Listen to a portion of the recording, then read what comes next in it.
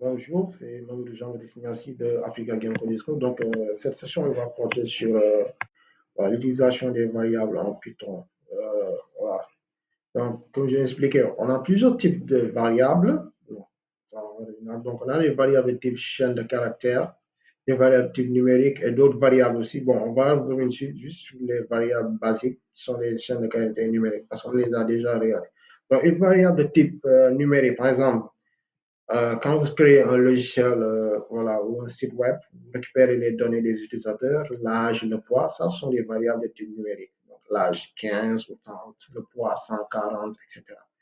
Les chaînes de caractères, c'est comme le nom l'indique, donc c'est une variable qui n'est pas de type numérique, mais voilà, qui a des lettres de l'alphabet. Voilà, par exemple, si vous devez récupérer le nom d'une personne, voilà, la personne s'appelle, je ne sais pas, Ousmane ou Pierre, etc. L'adresse, voilà, vous êtes à Dakar ou à Abidjan, voilà, ou quelle ville encore, à Paris, voilà, New York, etc. Donc, ça, ce sont les variables de type chaîne de caractères. Donc, ça, on les a. Il faut bien comprendre ce subtil parce que c'est très important de pouvoir distinguer les types de variables. On l'a déjà vu avec idle. Donc, quand on déclare, par exemple, bonjour, ça, c'est une variable de type chaîne de caractères. Alors que x égale 5, en fait, le x est une variable de type numérique. Et quand on déclare, c'est ça aussi la subtilité, une chaîne de caractères, pour distinguer une chaîne de caractères d'une variable numérique, c'est qu'il y a des guillemets. Pourquoi? Parce que, par exemple, si vous faites nom égale, je ne sais pas, je mets nom égale Diop, par exemple, je fais entrer, je crée une variable nom qui a comme valeur Diop. Si je fais nom, je vais voir, il me donne Diop. Effectivement, ça montre que ça, c'est une variable de chaîne de caractères. Donc, il l'a mis ici.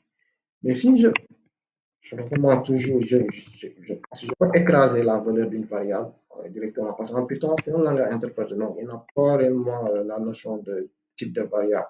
Ce n'est pas fortement typé. Par exemple, si je mets nom égal, je fais ça, tac, tac, je fais 5, je fais nom.